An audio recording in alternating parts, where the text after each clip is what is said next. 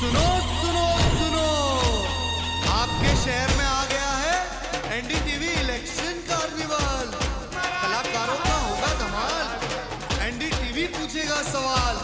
देखिए क्या होता है नेताजी का हाल। आपके शहर में आ गया है एनडीटीवी इलेक्शन कार्निवल।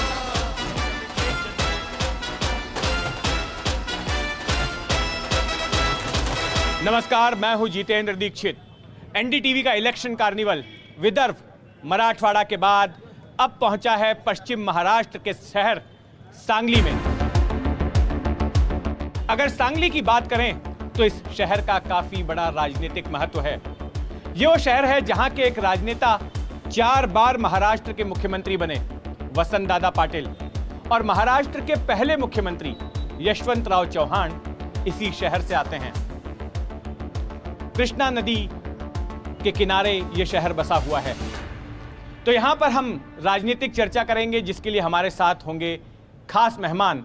लेकिन उससे पहले, जैसी कि एनडीटीवी कार्निवल की परंपरा रही है, हम जहां भी जाते हैं वहां की मिट्टी से अपने दर्शकों का परिचय करवाते हैं, वहां की संस्कृति से अपने दर्शकों का परिचय करवाते हैं।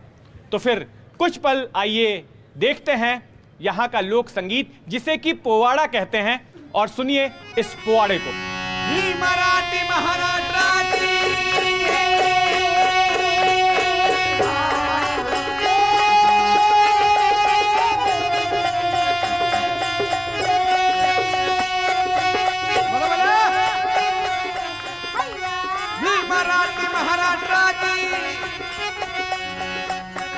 मराठी महाराष्ट्राची माझ्या देशाची साधू संतांची गरजती सह्याद्रीचे गडे,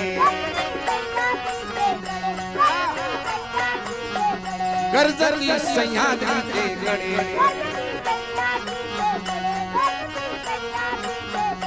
मराठी पाऊल पडते पुढे हा, मराठी पाऊल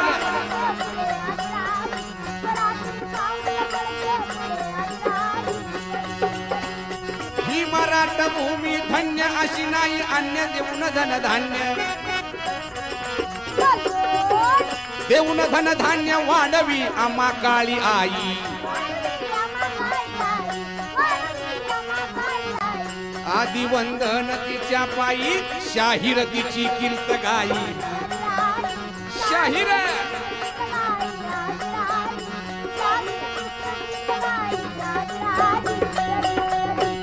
ऐकावे श्रोते सज्जन,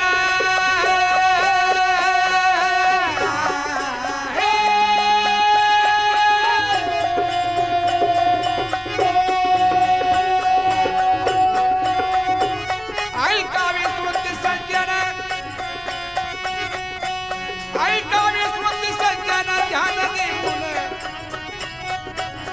असू द्यावी तुम्हाला जरा तरी जाणे। ऐका तुम्ही इकडं देऊनी कान, विचार करा जरा देऊनी ध्यान, आन करावे तुम्ही मताचे दान, करावे तुम्ही मताचे दान।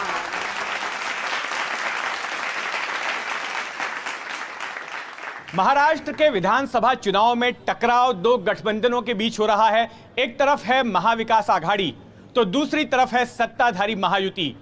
और अगर सांगली शहर की बात करें तो यहां इन 2 गठबंधनों के बीच तो टकराव हो ही रहा है, लेकिन साथ साथ 2 राष्ट्रीय पार्टियां भी यहां पर टकरा रही हैं। दोनों गठबंधनों की जो सबसे प्रमुख पार्टियां हैं, बीजेपी और कांग्रेस। और यहां की राजनीति थोड़ी सी पेचीदा है, तो इन पेचीदगियों को हम समझने की कोशिश करेंगे और यहाँ की जनता के जो सवाल हैं राजनेताओं से, वे सवाल भी हम लेंगे। लेकिन सबसे पहले मैं आपका संक्षेप में परिचय करवा देता हूँ। मंच पर जो खास मेहमान हमारे साथ मौजूद हैं, हमारे साथ मौजूद हैं महाविकास आघाड़ी से कांग्रेस के प्रवक्ता अय्याज नायकवड़ी जी, आपका स्वागत है। महायुति की ओर से बीजेपी के प्रतिनिधि हमारे साथ मौजूद हैं दीपक बाबा शिंदे जी, आपका स्वागत है।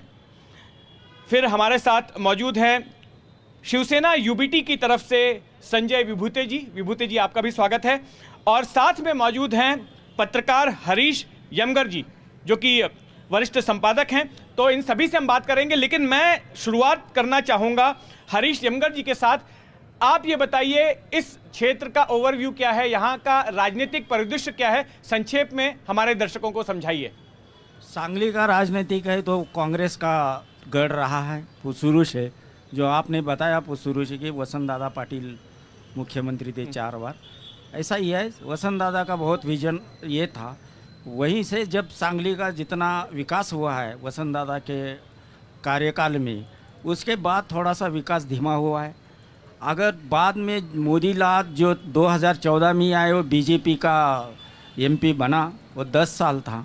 बहुत लोगों की आशाएं थी कि कुछ बड़ा उद्योग आ जाएगा, प्रकल्प आ जाएगा, लोगों को रोज़गार मिलेगा और यहाँ का जो अंगूर है, गन्ना है और अनार है, किशमिश है, इसका जो उत्पादन है वो बाहर जाएगा, निर्यात होगा और कुछ फ़ायदा मिलेगा और खेती का जो पीक है उसको भी कोई अच्छा दाम मिलेगा। लेकिन इसमें कोई ज़्यादा बदलाव नहीं हुआ, अभी भी सांगली जैसी है वैसी ही रही। सांगली बाढ़ की समस्या में बहुत सांगली को दिक्कत आती है, हर बार आता है। 2005, 2019 और 2020 के में आया, लेकिन अभी उसके में कोई ये नहीं हुआ। और सांगली वालों को पीने के लिए अच्छा पानी का बहुत दिन से मांग है, बहुत सालों से मांग है, वो अभी पूरी नहीं हुई और इंडस्ट्रीज भी अच्छी नहीं चल रही है। यमगर जी, अब मैं आपको एक और मेहमान के साथ परिचय कराना चाहूँगा। देखिए, लोकसभा चुनाव के वक्त में जब नतीजे आए थे तो एक बात सामने आई थी जिसको कहा गया सांगली पैटर्न। हुआ ये था कि यहाँ पर जो सांगली के अधिकृत उम्मीदवार थे कांग्रेस के, यहाँ पर उन्होंने जो एक कांग्रेस के जो नेता थे, माफ़ कीजिए, जो यहाँ पर उन्होंने बगावत कर दी थी और उन्होंने एक निष्पक्ष उम्मीदवार के तौर पर अपना पर्चा भरा था और जीत गए थे। और जीतने के बाद उन्होंने महाविकास आघाड़ी के प्रति अपना समर्थन जाहिर किया था। अब ऐसे में यह देखा गया कि जब वो प्रचार कर रहे थे तो कांग्रेस का कैडर जो है वो उन निष्पक्ष उम्मीदवार के लिए अपना प्रचार कर रहा था। तो वैसा ही कुछ हम विधानसभा चुनाव में भी होते हुए देख रहे हैं। विधानसभा चुनाव में हम ये होते हुए देख रहे हैं कि यहाँ पर भी कांग्रेस से जुड़ी हुई एक नेता एक निर्दलीय उम्मीदवार के तौर पर चुनाव लड़ रही हैं और उनके प्रतिनिधि भी हमारे साथ में मौजूद हैं। हम उनका भी आपसे परिचय करवाते हैं। देखिए, जयश्री पाटिल जो कि वसंत दादा पाटिल के यहाँ की बहू हैं, उनके घराने की बहू हैं, उनके प्रतिनिधि यहाँ पर हमारे साथ मौजूद हैं और इनका मैं आपको परिचय करवा दूं। इनका नाम है आनंद लेंगरे जी। लेंगरे जी, आपका स्वागत है। तो हम इस चर्चा की शुरुआत करते हैं और सबसे पहले हम मंच पर मौजूद राजनेताओं का सवाल लेंगे। उनसे हम जानेंगे कि आप लोग ये बताइए कि सांगली की जनता आपको क्यों चुने, किस आधार पर आपको मतदान किया जाए। तो पहले मैं बीजेपी के प्रतिनिधि से जानना चाहूँगा। देखिए, देश में अपने जो पंतप्रधान है, जो आदरणीय मोदी जी, उन्होंने जो डेवलपमेंट इस पूरे देश में लाई है उसका एक हिस्सा महाराष्ट्र में भी बहुत बड़े पैमाने पे हुआ है। हमारे जो 2 आमदार हैं, सांगली में सुधीर दादा गाडगे और हमारे मिरज में सुरेश जी खाड़े, ये दोनों जो आमदार हैं उन्होंने गए 10 साल में तकरीबन 8,000 करोड़ रुपए का काम किया है। उसमें बहुत सारे रोड्स है, उसमें बहुत सारे डेवलपमेंट है।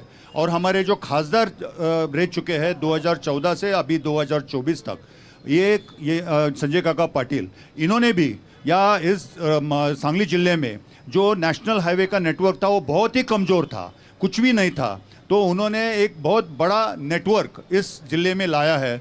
और जो पानी का जो समस्या बहुत बड़ी इस ज़िले में है कि हमारा जो पूर्व भाग है वो पूर्व भाग पूरा जो है वो दुष्काली भाग है, वहाँ पानी नहीं जाता है। और दूसरा जो भाग है उसमें पानी अच्छा है, हमारी कृष्णा नदी वहाँ है। तो ये कृष्णा नदी का पानी उठा के वो पूर्व भाग में जो जत है, कवटेमांकाड़ है और अटपाड़ी है, यहाँ पानी ले जाने की जो स्कीम है वो बहुत बड़े पैमाने पे उसमें खर्चा किया है और उसका जो विस्तारित है, उसका एक्सपेंशन जो है वो भी अभी चल रहा है। तो ये अगर जब स्कीम्स पूरी हो जाएगी तो पूरे के पूरे सांगली जिले में पानी की समस्या जो है वो पूरी तरह से ख़त्म हो जाएगी। और रही बात जो डेवलपमेंट की है और इंडस्ट्री की जो बात है, तो मेरे ख्याल से अभी आने वाले 2-3 साल में इस जिले में बहुत बढ़िया तरीके से डेवलपमेंट होने वाली है। और हमारे जो 2 आमदार, हमारे 5 जगह हम भाजपा लड़ रहे हैं और 5 जगह में अगर हमारे जो प्रत्याशी है वो अगर चुन के आते हैं तो हमें कॉन्फिडेंस है कि इस जिले का हम चेहरा मोहरा जो है वो पूरा अभी बदलेंगे। यहाँ जो बड़ी इंडस्ट्री लानी है तो बड़ी इंडस्ट्री लाएंगे, और कौन से भी हालत में ये सांगली की जो डेवलपमेंट है उसके इंफ्रास्ट्रक्चर तो हमने पूरा भी किया है, और आगे की जो डेवलपमेंट करनी है तो वो भी हम करेंगे। जी, अब मैं कांग्रेस के प्रतिनिधि से जानना चाहूंगा कि सांगली की जनता आपको वोट क्यों दे। देखिए, जब कोई आदमी प्रतिनिधित्व करने लगता है तो उसकी क्षमता को देखा जाता है। तो कांग्रेस पार्टी या महाविकास आघाड़ी की तरफ से जितने भी उम्मीदवार दिए हैं, आप अगर उनके एज ग्रुप को देखेंगे या उनके आप लिटरेसी को देखेंगे तो you will come to know, आपको ये पता चलेगा कि ये लोगों के अंदर बहुत बड़ी क्षमता है। जैसे विश्वजीत जी कदम है हमारे, या हमारे जो नेता हैं, चाहे जद के हमारे सावंत है, सांगली के अंदर से हमारे पृथ्वीराज जी पाटिल है, या फिर मीरज के अंदर हमने शिवसेना का जो उम्मीदवार दिया है बिल्कुल यंग है। और ऐसे यंग लोगों को इंस्पिरेशन देना और उनको काम करने के लिए बाध्य करना, ये कांग्रेस की रणनीति हमेशा से रही है। और समझिए कि कांग्रेस एक विचारधारा है, और इसके साथ में जो लोग जुड़े हुए हैं, इन्होंने कुछ अपने किमान जो कार्यक्रम है इसके आधार पर हम लोगों ने बाला साहेब ठाकरे जी की, उद्धव जी ठाकरे जी की विचारधारा की पार्टी के साथ में अलायंस किया, और ये लोगों ने हमारे साथ में मिलकर 2-2.5 साल तक जो सरकार चलाई, जिसके माध्यम से हम लोगों ने ये तय किया कि कोरोना के अंदर, कोरोना कार्यकाल में जब लोगों को मर रहे थे और लोगों को बेहद मदद की ज़रूरत थी, उस वक्त ये तमाम लोगों ने ज़मीनी सत्यता को देखते हुए, इन्होंने किसी ने भाग के नहीं गए और या किसी ने अबंडन नहीं किया, बल्कि शिवसेना, कांग्रेस और महाविकास आघाड़ी की सरकार के अंदर जितने भी लोग थे, इन्होंने जमकर काम किया। इसके अलावा भी किसानों के लिए जो भी काम करना है, उसके लिए जो पॉलिसी तय हुई है, 60-70 साल से जो पॉलिसियाँ चल रही है, उसके आधार पर भाजपा ने थोड़ा बहुत काम आगे बढ़ाया होगा, लेकिन जो बेसिक पॉलिसीज़ यहाँ पर तैयार की गई है वो कांग्रेस द्वारा ही की गई हैं। यहाँ पर जितने भी लोग यहाँ पर बैठे हैं, यहाँ पर बीजेपी ने सिर्फ एक काम किया कि 2 समाजों के बीच में फूट पाड़ने का और इसी तरह से सत्ता में आने की कोशिश का एक भाग हुआ। और यहाँ पर जो कुछ भी 2009 के अंदर हुआ, जिसके बलबूते पर ये चुनाव जीते, वरना इनके यहाँ पर एक नगर सेवक भी मौजूद नहीं था। लेकिन फूट डालो और राजनीति करो, इस तरह की इनके हमेशा से पॉलिसी रही है। झूठ बोलो राज करो, झूठ बोलो लूट करो। और इन्होंने यहाँ पर देखा होगा कि महाराष्ट्र, सांगली तो छोड़िए, लेकिन महाराष्ट्र के अंदर से कई उद्योग गुजरात के अंदर चले गए, लेकिन इसके बारे में यहाँ के महाराष्ट्र के लोगों के हाथ से रोजगार छीना गया, लेकिन किसी ने उप बात नहीं की। और ये हमेशा मोदी के फोटो के पीछे छिपने वाले लोग आए, ये हमेशा मोदी का नाम लेकर ही वोट मांगते हैं। इनकी अपनी लीगेसी कुछ नहीं है। कांग्रेस पार्टी ने जिस तरह से जिन उम्मीदवारों को यहाँ पर पोज किया है, चाहे हमारे जयंत पाटिल जी हों या एनसीपी के नेता हों, शिवसेना के नेता हों, ये सब लोगों के बीच में एक ऐसा मजबूत गठबंधन है। तो जो ये जितने भी किसानों के, महिलाओं के, सुरक्षा के और अल्पसंख्यकों के समस्या है, वो तमाम का अगर हम लोग हल चाहते हैं तो सिर्फ महाविकास आघाड़ी इसका उत्तर हो सकता है। ये महाविकास आघाड़ी का एक और घटक दल उद्धव बाला साहेब ठाकरे की शिवसेना के प्रतिनिधि भी यहाँ पर मौजूद हैं। आपसे जानना चाहेंगे कि आप किस आधार पर सांगली की जनता से वोट मांग रहे हैं। देखिए, हमारे मराठी में एक कहावत है, खोटं बोल पण रेटून बोल, झूठ बोलो तो दबा के बोलो। ये सिर्फ भारतीय जनता पार्टी से सीखना चाहिए। 2014 में जो नरेंद्र मोदी ने सपने दिखाए, 15 लाख हर एक के खाते में आएंगे, मैं ऐसा करूंगा, मैं वैसा करूंगा, किसानों को हमी भाव दूंगा, 2 करोड़ युवकों को नौकरी दूंगा, लेकिन 10 साल में अगर आप देखें, जैसे सांगली थी वैसे आज भी सांगली है। ना यहाँ एक रोजगार मिला, ना इंडस्ट्री की डेवलपमेंट हुई, नया कौन सा भी उद्योग इस सांगली में नहीं आया। अब जिस 2 हाईवे की बात करते हैं, दीपक बाबा हमारे मित्र हैं, उन्होंने 8,000 करोड़ का जिक्र किया, लेकिन 8,000 करोड़ में सांगली में क्या डेवलपमेंट हुई? 1-2 रास्ते छोड़ के अगर आज भी आप गांव में जाते हैं तो वहां के भी रास्ते चलने लायक नहीं है, गाड़ी तो छोड़ो, चलने लायक भी नहीं है। इस सांगली में देखो ना, इस सांगली में अगर आप उपनगरों में जाओगे तो उधर रास्ते चलने के लिए नहीं है, तरुण को रोजगार नहीं है, महिला सुरक्षित नहीं है। सांगली जिले में भी आज भी छोटी छोटी बच्चियों के साथ बलात्कार होता है। ऐसा इनका डेवलपमेंट है। इसके लिए मैं बोल रहा हूँ, महाविकास आघाड़ी ने जो 2.5 साल में विकास का काम दिया, 2 लाख का मतलब किसानों का कर्जा माफ किया, जो रेगुलर भरने वाला किसान था उसको 50,000 रुपये का घोषणा किया, लेकिन 2.5 साल के इस कोरोना के कार्यकाल में फंडिंग नहीं होते हुए भी महाविकास आघाड़ी ने एकदम अच्छी तरह से काम करके इस महाराष्ट्र को आगे ले जाने की कोशिश की। लेकिन 2.5 साल में आपने क्या हुआ देखा, पीठ में कंजीर खोप के शिवसेना फोड़ी गई, राष्ट्रवादी फोड़ी गई, और सत्ता के लालच में इतने अंधे हो गए। आज बताइए ना, नरेंद्र मोदी को कहना पड़ता है 80 करोड़ लोगों को मैं मुफ्त धान्य देता हूं, इतनी गरीबी लाके रखी है भाजपा ने, तो विकास कहाँ गया? कहाँ गया विकास? आज भी 100 रुपए का अन्न सीधा बोल के ये दिवाली को सीधा देते हैं, ये हमारा विकास है? विकास के नाम पे झूठ बोलने वाली पार्टी है। इसके लिए आज लोगों को पश्चाताप हो रहा है कि इस महाराष्ट्र में अगर विकास करना है तो कांग्रेस और महाविकास आघाड़ी की सरकार चाहिए। इसके लिए लोगों ने तय करके रखा है कि इस बार महाविकास आघाड़ी की सरकार। धन्यवाद। जयश्री पाटिल सांगली में कांग्रेस की एक दिग्गज एक मिनट नेता सर, रही। मैं थोड़ा सा इनके मैं बारे में आपके बोलना पास चाहता हूं। वापस आऊंगा, अभी सबको अपनी बात रख लेने दीजिए। मैं आपके पास वापस आऊंगा, अभी हमारे पास काफी समय है, तो आपसे भी बात करेंगे, जनता से भी बात करेंगे। तो मैं बता रहा था कि जयश्री पाटिल सांगली में कांग्रेस की एक दिग्गज नेता रही हैं, लेकिन वो निर्दलीय होकर चुनाव लड़ रही हैं। तो उनके प्रतिनिधि भी इस वक्त हमारे साथ मंच पर मौजूद हैं। इनकी बात सुनते हैं और किस आधार पर जयश्री पाटिल वोट मांग रही हैं ये जानेंगे। सांगली को शुद्ध और मुबलक पानी देने के लिए, बेरोजगारों को हाथ को काम देने के लिए, आज देखो सांगली का जो मार्केट यार्ड है वो 10 साल में पूरा खराब हो चुका है, पूरा बिजनेस उसका बाहर जा चुका है, गणपतपेट का बिजनेस बाहर जा चुका है। ये अच्छा करने के लिए, इधर मार्केट आने के लिए, शुद्ध और मुबलक पानी मिलने के लिए जयश्री वहिनी की उम्मीदवारी है। धन्यवाद। तो आपने सुनी राजनेताओं की बात, अब सुनेंगे जनता के सवाल। हालांकि इन राजनेताओं ने जो बातें कही हैं उससे कई सवाल और भी पैदा होते हैं। सवाल जनता के मन में भी पैदा होते हैं, हमारे मन में भी होते हैं, और इनके जो प्रतिद्वंदी हैं उनके मन में भी पैदा होते हैं। तो इन सभी सवालों के जवाब हम लेंगे। तो शुरुआत करते हैं जनता के साथ और सांगली की जनता से जो है सवाल लेते हैं। जी आप बताइए। वैसे तो मेरा सवाल कांग्रेस से है कि आप बटेंगे तो कटेंगे, ये तो ठीक है, बीजेपी का सवाल है, लेकिन आपके पास, सॉरी मैं जान पहचान वाले हैं खुल के बोलिए, आप सवाल पूछ लीजिए, निजी रिलेशन अलग एक तरफ रखिए, ये सबकी हित की बात है। पार्टी में नहीं है, आप डरिए मत। सबसे ज्यादा फूट कांग्रेस ही डालती है, सबसे ज्यादा फूट कांग्रेस ही डालती है, तो कृपया उसका विश्लेषण करके बताइए। इससे ज्यादा मुझे आप पर ये आप लेकिन जो कह रहे हैं सबसे ज्यादा फूट कांग्रेस ही डालती, थोड़ा सा और इसको इलेबोरेट करेंगे? हाँ। ठीक है, थोड़ा मुझे संकोच हो रहा है इनसे। अभी इनका कहना है कि सबसे ज्यादा फूट जो है कांग्रेस ही डालती है। देखिए, ऐसा है कि कांग्रेस ये महासमंदर है और इसके अंदर नदियाँ जुड़ती रहती हैं, कुछ लोग पानी निकालते रहते हैं। ये एक प्रक्रिया है, ये नैसर्गिक प्रक्रिया के अंदर का एक भाग है।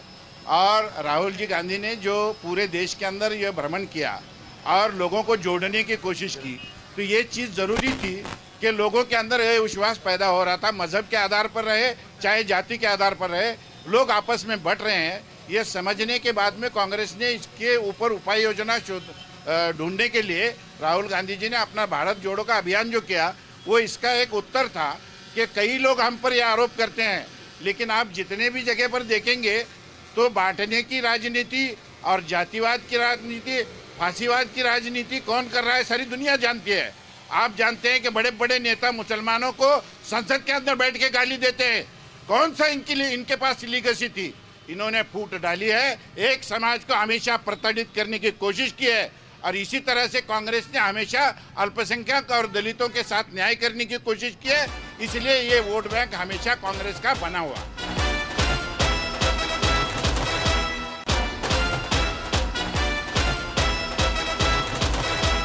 मेरा सवाल एजुकेशन रिलेटेड है। Sangli is the hub of education and Miraj is the hub of medical. लेकिन लास्ट साल जो महायुति सरकार ने जो और मोदी सरकार ने जो 50 मेडिकल कॉलेज जो सैंक्शन किए, लेकिन उसमें से एक भी मेडिकल कॉलेज हमारे सांगली के लिए सैंक्शन नहीं हुआ। आफ्टर 3 साल्स अजीत पवार गुट सरकार में शामिल हुआ, फिर भी हसन मुश्रीफ ने उनके ज़िले के लिए कोल्हापुर के लिए मेडिकल कॉलेज लेके गए, लेकिन सांगली के लिए एक भी मेडिकल कॉलेज सैंक्शन नहीं हुआ। ये पहला क्वेश्चन है। और सेकंड क्वेश्चन मेरा ये है कि जो शिवाजी यूनिवर्सिटी है वो सांगली, सातारा और कोल्हापुर ज़िले के लिए काम कर रही है, उस पर लोड बढ़ रहा है। इसलिए लास्ट साल में ये फैसला हो गया कि शिवाजी यूनिवर्सिटी का डिवीज़न करके उसका सब डिवीज़न हम सांगली में करेंगे। लेकिन सांगली के लोकल जो आमदार और खासदार थे उन्हें कोई भी कोशिश नहीं की, इसलिए वो सब डिवीज़न जो शिवाजी यूनिवर्सिटी का वो सांगली सिटी में नहीं हो रहा।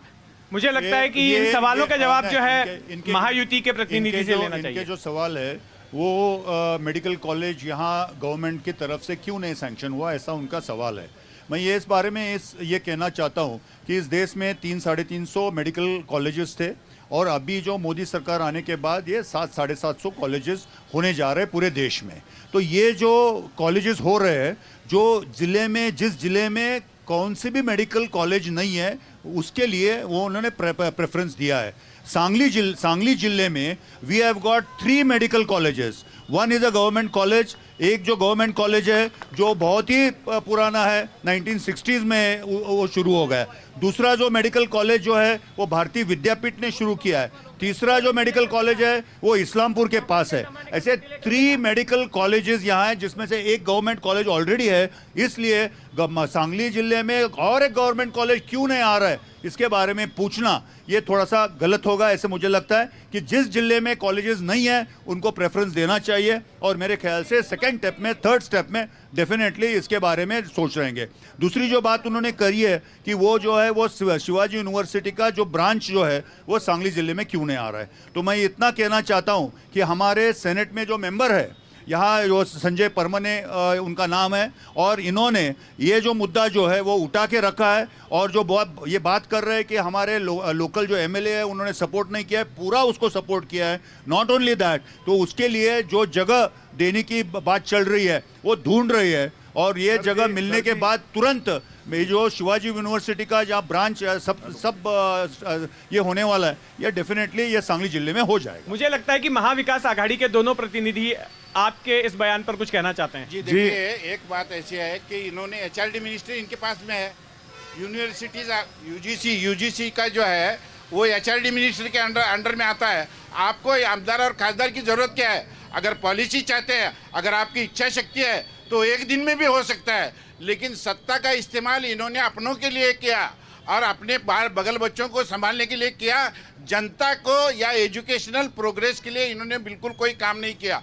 अगर वो करना चाहते हैं तो मोदी जी के बायां हाथ का खेल है, बाएं उंगली से अगर इशारा भी कर दे तो एक दिन में यूनिवर्सिटी बन सकती है, लेकिन इन्होंने इसकी कोई प्रयास नहीं किया। इसके वजह से इनकी इच्छा शक्ति जो है वो समझ में आ रही है कि शिवाजी यूनिवर्सिटी का सांगली से ताल्लुक बिल्कुल गहरा है, लेकिन इसके जो अड़चने हैं या इसके अंदर जो बाधाएं हैं इसको दूर करने की इन्होंने कोशिश नहीं की। अगले जमाने में करेंगे। अरे 10 साल तक तो आप ही सत्ता में थे, ये जो आपने क्यों नहीं किया? इस बात का जवाब ये कहना बिल्कुल गलत है। इस अरे एचआरडी मिनिस्ट्री ये अभी ये जो है वो स्टेट गवर्नमेंट के अंडर आता है। अगर यूजीसी में भी आता है तो उसका यूजीसी इससे देना लेना कुछ भी नहीं है। और ये जो को लोकेशन है, ये को लोकेशन के बारे में डेफिनेटली सेनेट में ये बात हुई है और ये होने वाली है। देखिए, इन बीते 5 सालों में इन तीनों ही पार्टियों के लोग सरकार में रहे हैं, तो जवाब सभी को देना है। आप कुछ पूछ रहे थे। देखिए, यूनिवर्सिटी का एक उपकेंद्र खानापुर तालुके में खानापुर को जगह है, उसका फाइनल हुआ, लेकिन वो महाविकास आघाड़ी के कार्यकाल में अभी जो हमारे खानापुर के उम्मीदवार है वैभव पाटिल, वो सीनेट के सदस्य है, उन्होंने मंजूर करके लिया। फाइनल ऑर्डर के टाइम ये 2.5 साल में जो एकनाथ शिंदे की सरकार है उनका एमएलए वहाँ था, वो उसके नाम पे जाएगा, उसको क्रेडिट हमारा नहीं मिलेगा, इसके लिए उन्होंने रोक लगाई। नहीं तो अभी तक महाविकास आघाड़ी ने वहाँ उपकेंद्र मंजूर किया होता। आप इसकी जानकारी ले लो। जी, और लोगों से सवाल लेते हैं। जी आप बताइए। सर मिरज से मैं सवाल करना चाहता हूँ कि मिरज के अंदर जो क्रीड़ा के लिए मिरज फेमस है फुटबॉल के लिए। अब मिरज के अंदर देखेंगे तो छत्रपति शिवाजी महाराज स्टेडियम जो बहुत पुराना स्टेडियम है और सिटी के अंदर है। 15 साल से इनका जो आमदार है बीजेपी का वहाँ पर है। हर बार जो क्रीड़ा प्रेमी वहाँ पर आते हैं उनसे प्रश्न पूछते हैं कि तो आप ग्राउंड का कब उसका हाल दुरुस्त करोगे। अभी भी जाके देखोगे तो इतना पानी भरा हुआ है, कोई भी जाके वहाँ पे खेल सकता है, इतना पानी भरा हुआ है। फुटबॉल जो है मिरज का जो शान है, अभी तक स्टेडियम के साथ अभी तो कोई भी इसका डेवलपमेंट नहीं हुआ। इसके बारे में मुझे पूछना है कि आप क्यों क्रीड़ा प्रेमी को इससे दूर कर रहे हो, क्योंकि अभी तक स्टेडियम में कोई भी काम नहीं कर रहे। हर बार उनसे आश्वासन आता है कि हर बार हम स्टेडियम में काम करेंगे। नीरज के खेल प्रेमियों की अपेक्षा हो रही है, उपेक्षा हो रही है, इस तरह का आरोप है।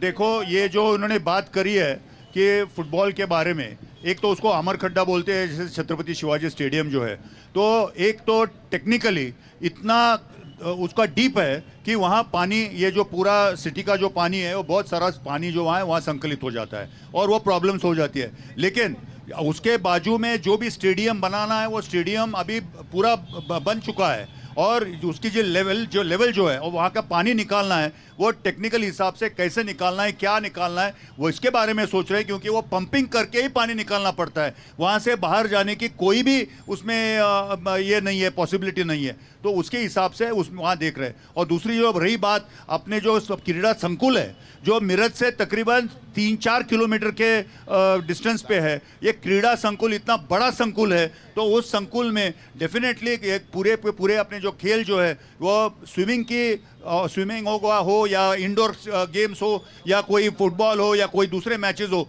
ये पूरे के पूरे मैचेस वहाँ हो सकते हैं। ये ठीक है, इनकी बात जो कही है उन्होंने वो बिल्कुल सही है कि मिरज में फुटबॉल जो है वो बहुत उसके प्रेमी है और फुटबॉल के लिए जो स्टेडियम अभी जो मौजूद है उसका सुधारना होना जरूरी है। डेफिनेटली हम उसके बारे में सोच रहे हैं और कैसा करना है वो देख रहे हैं। कुछ और भी लोग हैं जिनके पास सवाल हैं। अभी ये जो बात कर रहे हैं ना क्रीड़ा संकुल की, उधर का जो स्विमिंग टैंक है उसके बारे में हम आरटीआई में काम करते हैं। 2 साल से उसके लिए हम जवाब मांग रहे हैं। वो गंदा पानी है, दिल्ली की एक कंपनी है, लोगों को बीमारी हो रही है। जो स्विमिंग के हमारे चैंपियन हैं, जो लड़के बंदे अच्छी तरह स्टेट लेवल पे, नेशनल लेवल पे खेलते हैं, उनको उधर तैरने के लिए जगह नहीं मिलती। ये जब झूठ बात कर रहे हैं, वो कोरोना साल से 3 साल से बंद है, उसका लाभ हमने जाके तोड़ा है।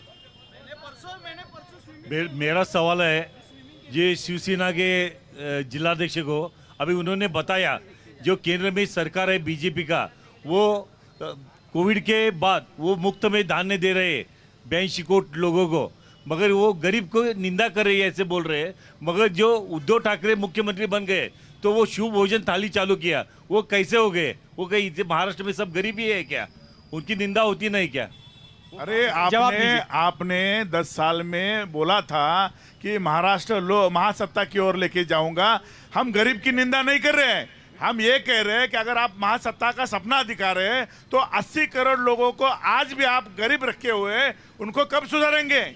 उनको आगे कब लेके जाएंगे? 80 करोड़ बिल्कुल गरीब अरे नहीं है। आप इतना बड़ा सभा में बोलते हैं कि हम 80 करोड़ जनता को मुफ्त धान्य देते हैं। अरे ये गरीबों की चेष्टा है, आप उनको श्रीमंत करो। आपका ये कहना है कि उनका धान्य बंद किया जाए, ऐसा आपका कहना है क्या? नहीं, हम धान्य बंद करने की बात नहीं कर रहे हैं। हम ऐसा कर रहे हैं, वो कहना है तो आप कह दो, अरे उनको रोजगार दो, ये धान्य बंद उनको करो, रोजगार दो, उनको नौकरी दो, उनको सब उनकी गरीबी हटाओ, आप उनको गरीब मत रखो। और लोगों से सवाल लेते हैं, कुछ और भी लोग हैं सर। आपने विकास के ऊपर आपका लोगों का विश्वास नहीं रहेगा करके आपने मंदिर बनाया, वो भी बारिश में पानी निकल जाता। सवाल आप किससे पूछ रहे हैं?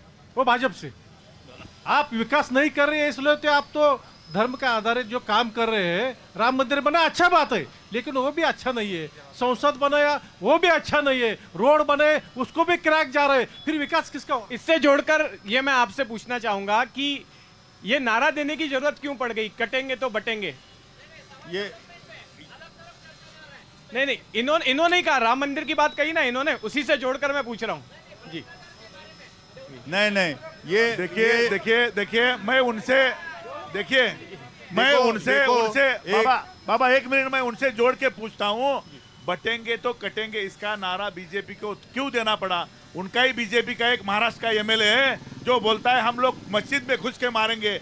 ये महाराष्ट्र है। अब क्या उसके ऊपर कोई कार्रवाई नहीं उसके होती? ऊपर कोई कार्रवाई नहीं होती है। महाराष्ट्र है, डिप्टी सीएम, बिल्कुल, उसको देखिए, प्रोटेक्ट इस तरह का करते हैं। बयान ये दिया ऐसे गया। कोई बात उनके कर रहा है बाद तो उनके उसका ऊपर समर्थन FIR हुई। पार्टी बिल्कुल नहीं नीतीश करती है। राणे के ऊपर नीतीश राणे के ऊपर FIR जरूर हुई, नहीं, लेकिन साहब, कोई कार्रवाई नहीं हुई। कागज पर उनके खिलाफ मामला अरे, दर्ज हुआ, नहीं, लेकिन नहीं, इस तरह वो से जो इतना भी- भड़काऊ बयान दे जो रहे भी थे वो, प्रोसेस है वो उसके प्रोसेस बावजूद- चालू रहेगी। और ऐसे हमारे बहुत सारी RSS चीजें हैं। बीजेपी हमारे ऐसा नहीं लग रहा है कि इस तरह के बयानों में हमारे सांप्रदायिक राजनीति RSS को हवा दे रही के है। हमारे नहीं, RSS के बिल्कुल नहीं मोहन है, जी ये पूरा भागवत कह झूठा रहे है। हैं कोई कि इंडिविजुअल मुस्लिम कोई भी बात हमारे कहता है देश तो का उसका हिस्सा मतलब है। पूरा के तो पूरा फिर ये आप बातें उसकी क्यों हो रही जिम्मेवारी- है? उसकी जिम्मेवारी आप बीजेपी के ऊपर नहीं डाल देखिए, सकते। मैं आपको बता रहा हूं कि इनके कार्यकाल के अंदर हमें संसद के अंदर खड़े रहकर गाली देने की अगर किसी ने शुरुआत की तो इन्होंने की।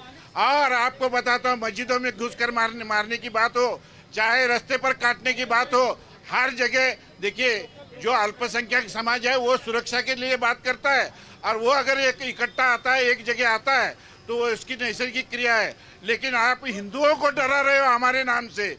आप बताओ मेरे को, 85% जो हिंदू है इनको हमसे 14% से डरा रहे हो वोट मांगने के लिए। हमारे में फूट डालने की ये लोग कोशिश कर रहे हैं, इसको रोकना पड़ेगा, और ये रोकने की कोशिश और सवाल है जरूरी जी। है। आज हम सब देख रहे हैं कि देश का युवा पूरी तरीके से मोदी जी के साथ है। आज देश में विकास बढ़ रहा है, रेवेन्यू जनरेशन बढ़ रहा है, और देश का युवा देख रहा है कि कैसे कांग्रेस की नीति और आप सवाल पूछिए, सवाल क्या है, किससे सवाल है, क्या सवाल है? सवाल खाली इतना ही है कि अभी एक ही पैटर्न चलेगा, विकास का पैटर्न चलेगा और भाजपा का पैटर्न। सवाल क्या है? बिल्कुल सवाल यही है कि आज ये जो बात कर रहे थे हमारे सवाल पूछिए, सवाल, प्रश्न चिन्ह, क्वेश्चन अरे भाजपा के राज्य में क्वेश्चन भाजपा इनके सवाल लिए क्यों यही पूछे? है, अगर भाजपा अगर विकास भाजपा करता के है राज्य में तो इनको भाजपा वो सवाल नहीं पूछे। चाहिए। इतना ही मेरा क्वेश्चन है। और लोगों से सवाल लेते हैं जी, बताइए। अरे भाजपा के राज्य में भाजपा कैसे सवाल पूछती है? हम थोड़ी देर के लिए ना अमीरी गरीबी जात पात साइड में रखते हैं। एक जनता के तरफ से क्वेश्चन है, आपकी सरकार किसी की भी, मैं किसी को जानता नहीं ना, मुझे पॉलिटिक्स समझता ये सभी लोग सरकार में रहे हैं बीते 5 साल में। मुझे नॉलेज नहीं है, तो आपकी सरकार में से कोई एक गारंटी दे सकता है कि आपकी सरकार आने के बाद सांगली में भ्रष्टाचार रुकेगा? और हाथों हाथ ऊपर करके आप गारंटी ले लीजिए। मेरा कांग्रेस के सम्मान्य प्रतिनिधि से सवाल है, अभी आपने चर्चा संप्रदाय पे की। हमारे देश के पूर्व गृह मंत्री आदरणीय सुशील कुमार शिंदे साहब ने कहा, मेरे को संसद के अंदर स्टेटमेंट करने के लिए वरिष्ठ नेताओं ने दबाव दिया। सैफरन टेररिज्म ये शब्द मेरे मुंह में डाला। तो कहा ना, तो क्या बहुत बात कर रहे हैं आप? तो जो चीज सुशील कुमार ऑन शिंदे रिकॉर्ड है उसको आप बोलने की तो क्या जरूरत सुशील है? कुमार आपने सुबह अरे संसद के अंदर खड़े होकर वो गाली देश देते के हो। गृह मंत्री थे आपके। संसद के अंदर खड़े होकर गाली देते हो, आप बोलते हो संविधान की बात, आप सवाल है बोलते हो मेरा कायदे की इनका। बात। तो सुशील कुमार हाँ बोलिए जी। हाँ, मेरा अलग सवाल है कि मेरा भाजपा को एक सवाल है। भाजपा जो बोल रही है कि हम ये करेंगे वो करेंगे, 10 साल में सांगली जिला में एमपी भी भाजपा का है और एमएलए भी भाजपा का है, तो इधर के स्टूडेंट को यहाँ पे पढ़ाई करने के बाद उनको जॉब के लिए अलग जिलों में यानी पुणे मुंबई यानी मेट्रो सिटी में जॉब के लिए जाना पड़ता है, तो इनको उसमें क्यों डेवलपमेंट क्यों अभी तक किया नहीं? इसीलिए मैं इसके बारे में कहना चाहता हूँ। और सवाल है। आदरणीय बाबा जी है जो भाजपा के, मैं सवाल पूछूंगा वो जवाब देने वाले हैं। बाबा जी, आप बोल रहे हैं कि इधर का एमपी और जो एमएलए था वो 10 साल से इधर है, आपने क्या विकास इधर किया है? सब भकासी किया है। आज ये आपका परसेप्शन है। आपने अगर देखा, आप सही जो आप एनडीटीवी का जो रथ आ रहा है वो मुझे लगता है सांगली में से सीधा बाहर नहीं जाएगा, क्योंकि सांगली में रास्ते में डायरेक्ट सीधा नहीं, बिल्कुल नहीं, वो जैसे आया है वो अच्छी तरह से आया है, बाहर नहीं जाएगा। वो सही तरह से यहाँ आया है। जिस तरह से यहाँ आया है उसका मतलब ये है कि वो अच्छा आया है। अभी जो भाजपा के बाबा को सवाल पूछ रहे हैं, आप सवाल पूछिए, उनका जवाब मत दीजिए, बाबा जवाब देंगे। उनके सवाल का जवाब बाबा देंगे। आपका सवाल क्या है? मेरा सवाल ये है, 5 ईयर्स यहाँ पे बीजेपी का गवर्नमेंट सत्ता है महानगर पालिका में, आधे ईयर के बाद इधर का महापौर फोड़ के खो की बात यही राष्ट्रवादी ने की है और भाजपा का महापौर चुरा के लिए महापौर पाए। सवाल पूछिए। मेरा सवाल है भाजपा के महाराष्ट्र के शीर्ष नेता देवेंद्र फडणवीस टोल मुक्त महाराष्ट्र कह के बोल रहे थे 2014 से। सांगली जिले में इतने सारे टोल बिछा दिए लोगों ने, तो वो टोल मुक्त महाराष्ट्र का क्या हुआ है? सांगली में जो रास्ते से आप आए उसके ऊपर ये लोगों ने, भाजपा के लोगों ने 600 करोड़ का टोल हमारे ऊपर डाल दिया है। ये टोल मुक्त महाराष्ट्र का बात हवा में गया है। ये भारतीय जुमला पार्टी है। अभी बिल्कुल नहीं, हम बिल्कुल हारे नहीं। अगर हारे होते, अगर हम हारे होते तो देश में हमारा पंतप्रधान नहीं होता। तो आप ये बिल्कुल छोड़ दो। आपके थोड़े बहुत हमारे जो संसद है वो कम आए होंगे, लेकिन उसका मतलब हम हारे हुए बिल्कुल नहीं है। हमारे पंतप्रधान है, उसका मतलब है हम जीत के आए हैं और पूरे हिसाब से हम इस देश का कारोबार कर रहे हैं।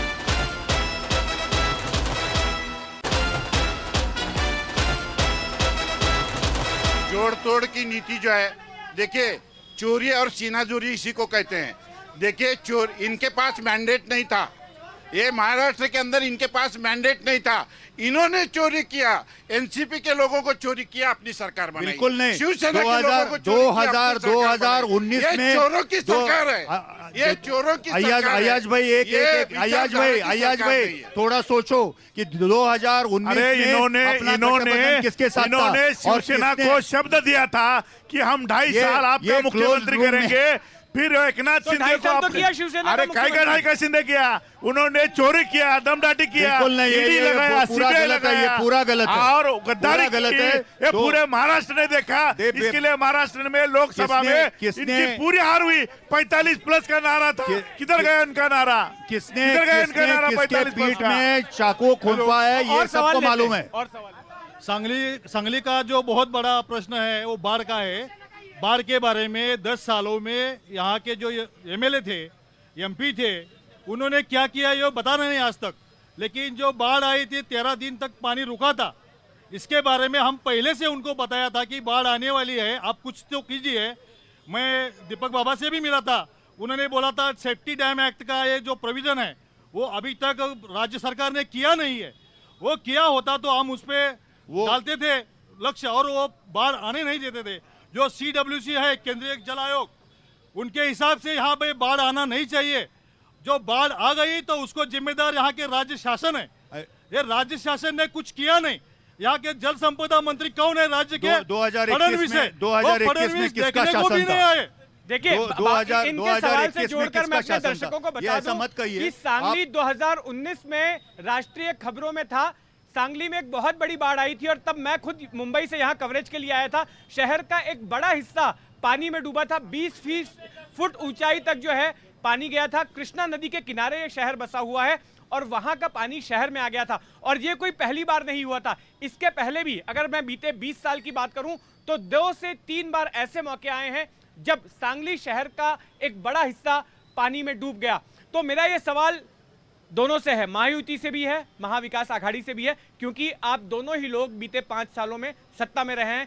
सांगली शहर को बाढ़ से बचाने के लिए आपने क्या किया? ये जो आप जो कह रहे हैं वो CWC का जो रिपोर्ट है, तो उसके हिसाब से ये जो पानी जो आता है तो उसका जो विसर्ग जो होता है, यहाँ से पानी आगे जो जाता है तो उसका जो आगे का आलमट्टी डैम जो है वहाँ से उसको पानी छोड़ना पड़ता है और कोयना से पानी भी छोड़ना पड़ता है। उसका बराबर मैचिंग अगर होता है तो डेफिनेटली उसमें बाढ़ में कुछ संतुलन हो सकता है। और वही इस जो 2024 में हुआ है और जो पानी की लेवल बढ़ने शुरू हुई थी, 40 फुट तक पानी की लेवल गई थी, किम्बोना मेरे ख्याल से वो 41 के ऊपर गई थी। लेकिन बाढ़ की स्थिति जो है उसमें से पूरा नियंत्रण करने की कोशिश अपने गवर्नमेंट ने की और बाढ़ नहीं आने दिया। दूसरी जो बात है कि ये जो बात जो बाढ़ की और सालों साल आने की बात है, उसके लिए कंट्रोल करना बहुत ज़रूरी है। और उसमें एक रिपोर्ट, टेक्निकल रिपोर्ट जो है वो टेक्निकल हिसाब से ये नदी जोड़ जो प्रोग्राम जो अभी चल रहा है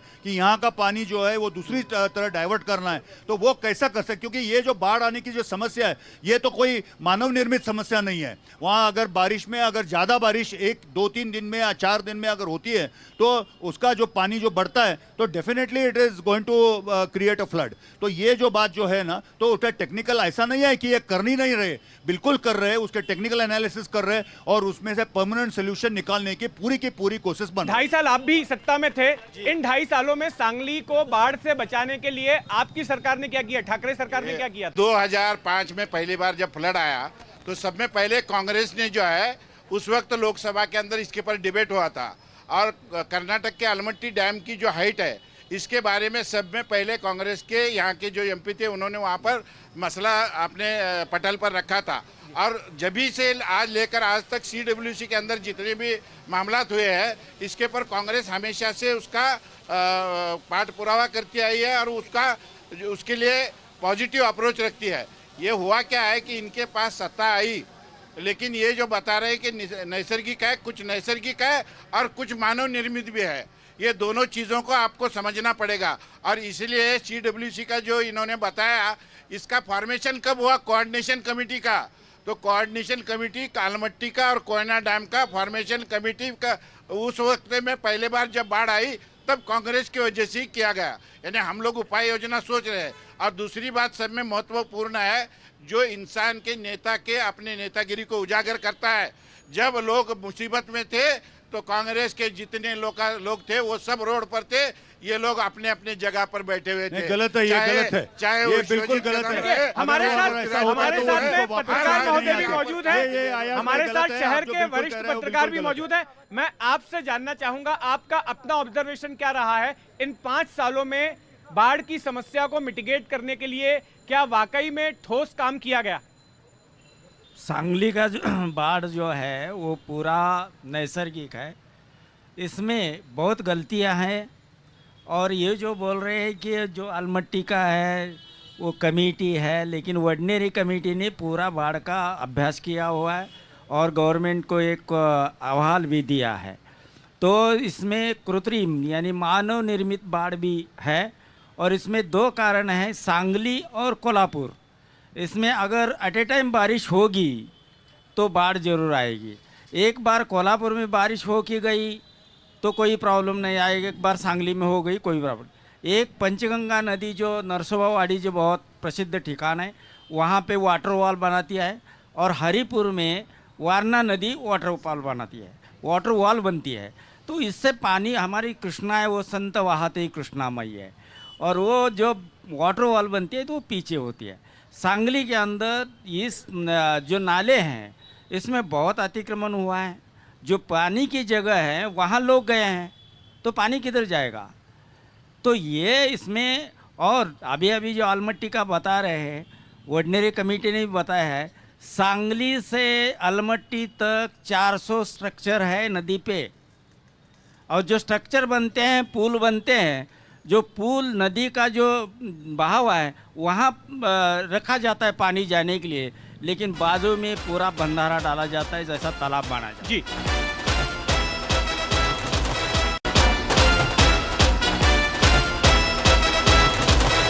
मैं कांग्रेस के यहाँ के जो नेता है उनसे सवाल पूछना चाहता हूँ कि सांगली जो डिस्ट्रिक्ट का प्लेस है उसकी कनेक्टिविटी हाईवे से इस्लामपुर से बनती है। आपको 50-60 साल के राज में ऐसा क्यों नहीं लगा कि वहाँ हाईवे हम बना सके और सांगली की कनेक्टिविटी कर सके?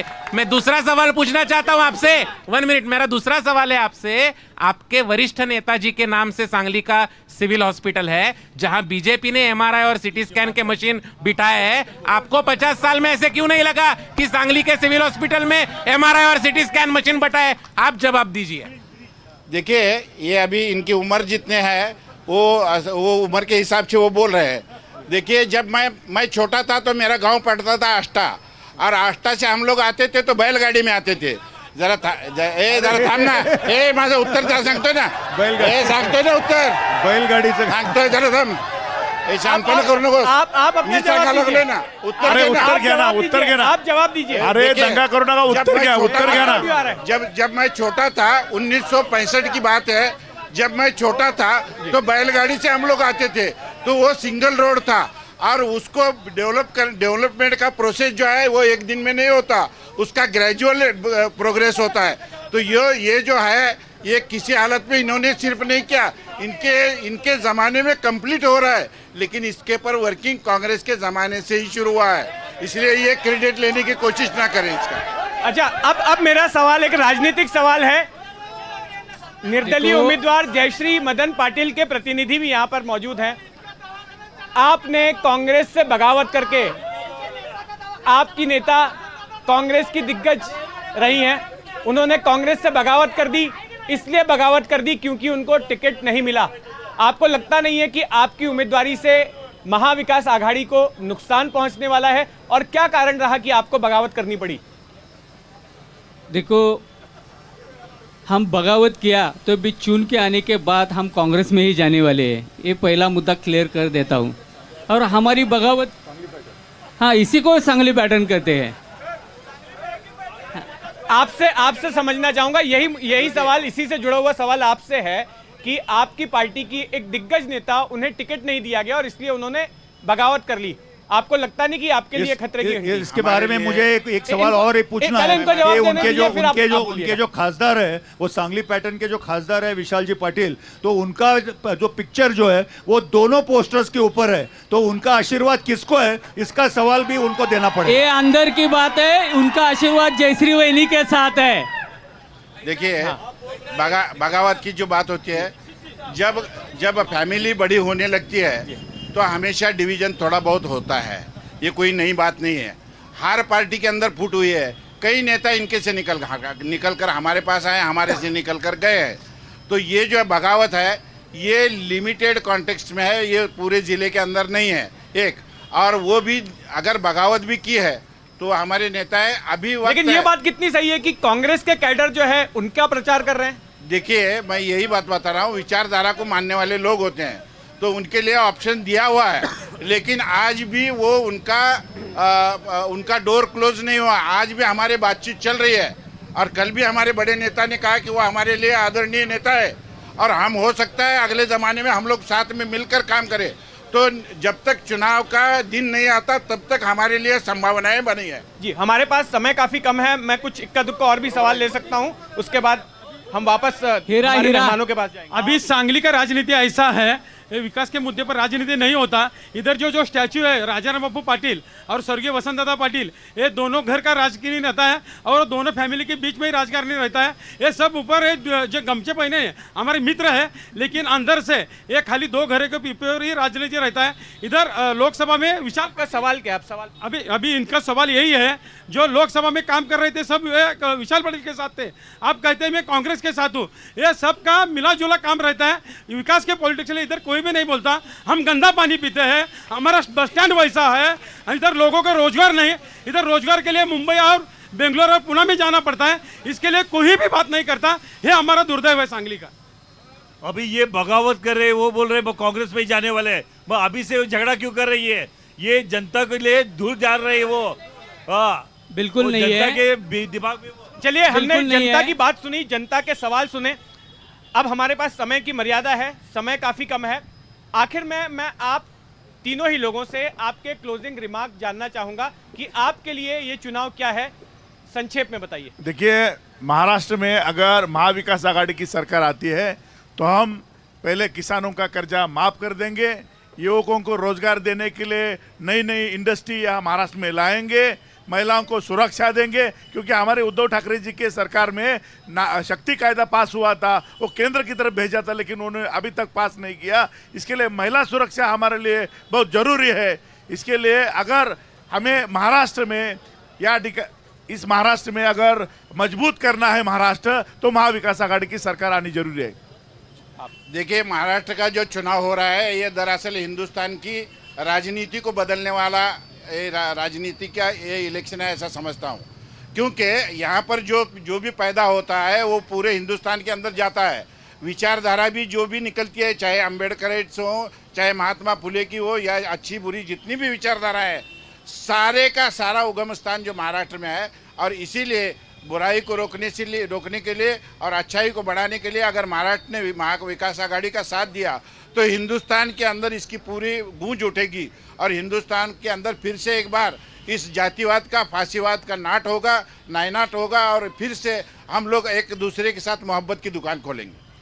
हमारा जो इस जिले में हमारे जो यूटी की सरकार, जो यूटी के जो कैंडिडेट्स है वो पूरी तरह से चुन के आने वाले हैं, क्योंकि ये जो विकास के मुद्दे पर ये सब पूरे के पूरे हमारे इलेक्शन लड़ रहे हैं। अभी तक जिले में जो विकास हुआ है, जो रोड्स आए हैं, जो पानी की समस्या के बारे में काम हुआ है, ये सब अभी इंफ्रास्ट्रक्चर के बारे में काम हुआ है। उसके आगे जो होना है, तो आगे को जिले को आगे लेके जाने के लिए डेफिनेटली हमारे पूरे के पूरे जो हमारे आमदार हैं वो चुन के आएंगे। और हमारा जो मोदी जी ने अपना सपना दिखाया है देश के लिए, तो वो सपना पूरा करने के लिए हमें कॉन्फिडेंस है कि हमारे ये 8 जगह है, 8 ही जगह पे हमारे आमदार यहाँ चुन के आएंगे। इन तीनों पार्टियों की आपने बात सुनी। अब निर्दलीय उम्मीदवार जयश्री पाटिल के प्रतिनिधि यहाँ पर मौजूद हैं, इनसे हम जानना चाहेंगे कि आपके लिए चुनाव क्या है। सांगली का सर्वांगीण विकास, यही सांगली पैटर्न है और सांगली का सर्वांगीण विकास करने का हम प्रयत्न करेंगे। बिल्कुल, तो सांगली से आपने देखा एनडीटीवी इलेक्शन कार्निवल। हमारे पास बस समय इतना ही था। हमारी अगली मुलाकात कोंकण के सावंतवाड़ी में होगी। धन्यवाद।